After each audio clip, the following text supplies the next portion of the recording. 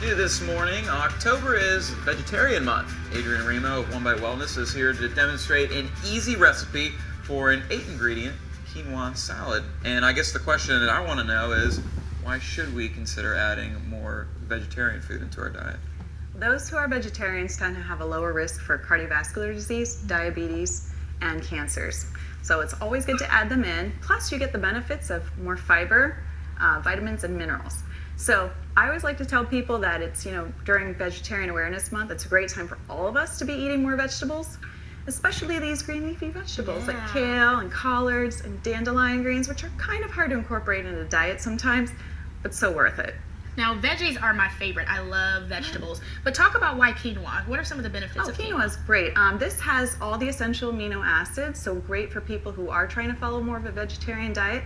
There's actually, in a cup of quinoa, you get about 8 grams of protein. So it's pretty stellar.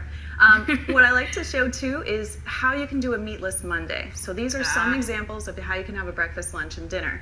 I don't know about you guys, but I don't like to have a heavy meal before I exercise in the morning. Sure, absolutely. So I just did a little bit of frozen strawberries, frozen blueberries, and a little bit of power greens. And this is enough carbohydrate to get you going. Nice. But you might want to follow it up with a little bit of a protein snack. So I'll usually do like an oatmeal with some nuts and seeds. So tell us about this salad. Yeah, it looks good. I have it for you guys too to try. Yeah, tell us what's in it. So basically it's the quinoa, and of course with the quinoa, what you want to make sure that you do is rinse it because it releases its own pesticide called saponin. So you really want to wash it well with a fine mesh strainer. And then what I did, I cooked the quinoa, and I have about 2 cups of cooked quinoa here, and then I just chop up the vegetables while I'm waiting for it to simmer. So I have half a cup each of your parsley, cucumber, some celery, bell pepper, and radishes. And then you'll use about a tablespoon of olive oil here. Any kind of? Yeah, I try to make sure that it's like organic and good stuff. It tastes good too. And then balsamic vinegar. I don't know if you guys like that. I suggested in the recipe only 2 teaspoons, but I put more like 2 tablespoons because I really like the balsamic vinaigrette. Yeah. And then of course you can garnish with some chopped up cherry tomatoes.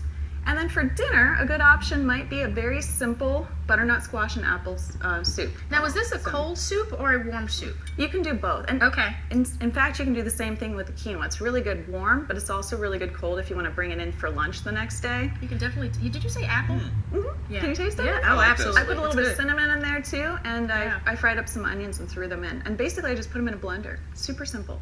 See? wow. So being vegetarian is simple, it's easy, and it's healthy for you, right? Super healthy. So hopefully all of these ideas will help everybody incorporate more vegetables and more vegetarian meals into their diets.